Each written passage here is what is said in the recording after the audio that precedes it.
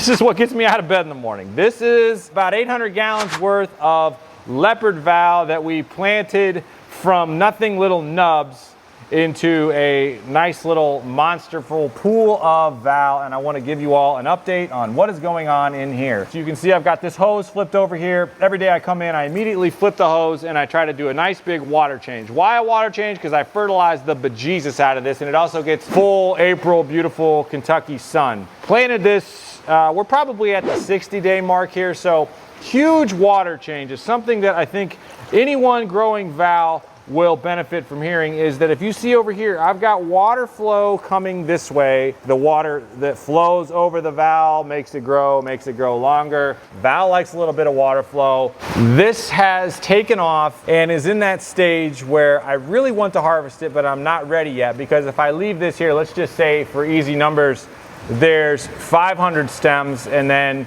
if I wait a month, I'll have 1,000 stems. But if I don't wait a month and I take 200 stems out of here, well, now I'm going to try to double from 300 to 600 instead of from 500 to 1,000. So I have to be patient here. A couple of things we're doing here that we've learned along the way. One, I really wish when I set this up that I would have rinsed and dried the dirt a little better. I did have some dirt bubbling coming up here. I did have some pockets of, you can see kind of the bubbles coming up there. I had a lot of that going on, and every now and then I'd come in and it was cloudy.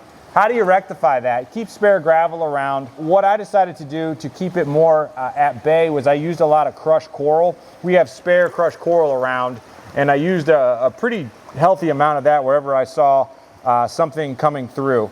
There's hardly any algae in this basin, and I do want to show just the tiny little bit that we do have is just this little bit of chunks right here. How do you stay balanced in an aquarium like this? How do you stay balanced in a basin like this? The answer that I'm using right here is floating plants. We've got some Anubias experiments that are meh, but the floating plants is the Salvinia. There is a tiny bit of duckweed amongst it, but the Salvinia seems to be the weapon of choice when you float it to absorb any excess nutrients in here. I do the big water changes, we do the work, so there isn't a lot of that, but the Salvinia is growing crazy.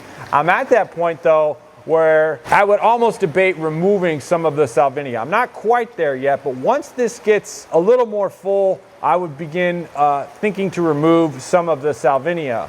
An absolute riot going on in here. I feel like I'm hanging out over like a dock in Lake Erie or something with this. It's just got big val everywhere. I just feel like there could be a bass swimming through here. So this is the fun spot. This is where we hang out. This is the Val Basin.